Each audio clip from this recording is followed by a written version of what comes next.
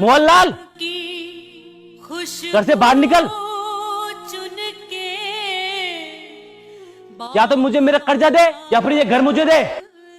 मैंने तो आपसे पहले ही मना किया था, इस आदमी से पैसे उधार मत लो, ये अच्छा आदमी नहीं है। अगर समय पर पैसे नहीं चुका पाए तो रही सही इज्जत भी चली जाएगी। दिन बुरे चल रहे हैं सावित्री, जो भी व्यापार शुरू किया सबने घाटा ही दिया। पिताजी के गुजरने के बाद सोचा चंगीराम से कुछ पैसे उधार लेकर एक व्यापार चालू करूं, उसमें भी घाटा चला गया। उसके बाद एक सगा छोटा भाई था, वो भी मुझे छोड़कर चला गया।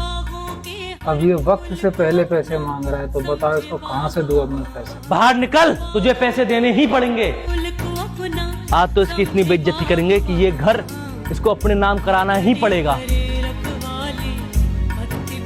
अरे सुन रही हो कैसे भैया के लोग कपड़े फाड़ रहे हैं? बिना सोचे समझे लोगों से उधार लेंगे तो यही हाल होगा। आज मैं बड़ा खुश हूँ। पूरे 1 लाख रुपए लाया था, 10 महीने हो गए, देने का नाम नहीं है। बाहर पूरा मोहल्ला खड़ा होकर हमारी हंसी उड़ा रहा होगा। हे भगवान, ये दिन दिखाने से पहले तो मुझे मौत ही दे दे तू। अरे तू बाहर आ रहा है या फिर मैं अंदर आऊँ?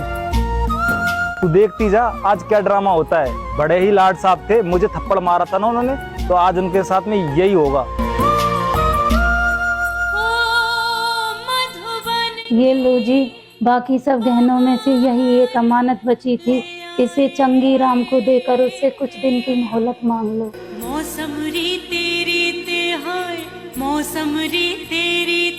क्या हुआ, तुम खुश नहीं हो?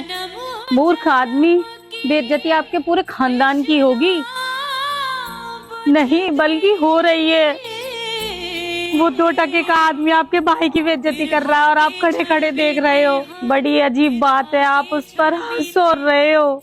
फिर से सजाए जब एक भाई की बेइज्जती होती है तो दूसरे भाई की भी इज्जत पर उतनी ही आंच आती है। जेठ जी ने उस दिन आप पर इसलिए हाथ उठाया था क्योंकि आप शराब पीकर मोहल्ले में हंगामा कर रहे थे। उस दिन वो आपका आपसी मामला था, इसलिए मैंने आपसे कुछ नहीं कहा। लेकिन आज इज्जत हमारे पूरे घर की जा रही है, मैं नहीं देख सकती।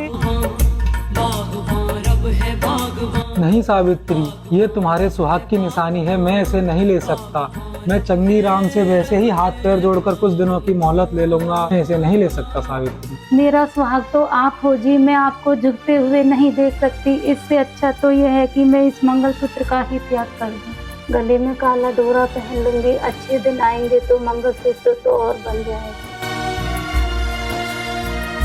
तुम ठीक कहती हो, मुझसे बहुत बड़ी गलती हुई है, लेकिन अब तुम ही बताओ क्या करना है। करना क्या है, आप भी एक लट उठा लो, मैं भी एक लट उठा लेती हूँ, देखते हैं वो कितने बड़े सूरमा है। चलो ठीक है, अलमारी में 1 लाख रुपए पड़े हैं, उन्हें भी लेकर चलो।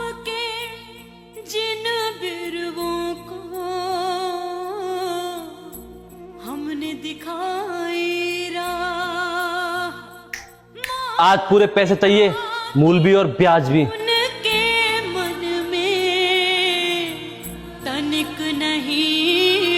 क्यों बे, इस तरह हमारे घर में क्यों आया तू? मैं तो अपनी वसूली लेने आया था। उधारी वसूल करने का ये कौन सा तरीका है? पैसे नहीं मिल रहे तो पुलिस लेकर आ, कोर्ट में जा। ये कौन सा तरीका है पैसे वसूल करने का? अरे 1 लाख रुपए के चक्कर में ये तो 15 लाख के घर पे कब्जा करने आ गया। फिक्र मत कर सावित्री, अब भाई आ गया है, सब कुछ ठीक कर देगा। चलो जी, इसका हिसाब कर देते हैं। ये तेरे 1 लाख रुपए है और बाकी का ब्याज तुझे समय होने पर ही मिलेगा। पकड़ अपने 1 लाख रुपए और निकल यहाँ से।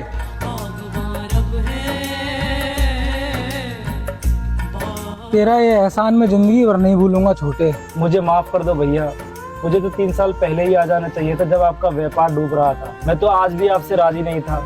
अगर एहसान मानना है तो अपनी बहू का मानो, जिसने मुझे सोए हुए को जगाया। इसी ने ही मुझे बताया कि अकेले भाई की इज्जत नहीं, पूरे खानदान की इज्जत जा रही है। बेटा, मैं तुम्हारे माता पिता को प्रणाम करता हूँ जो उन्होंने तुम्हें ऐसे संस्कार दिए।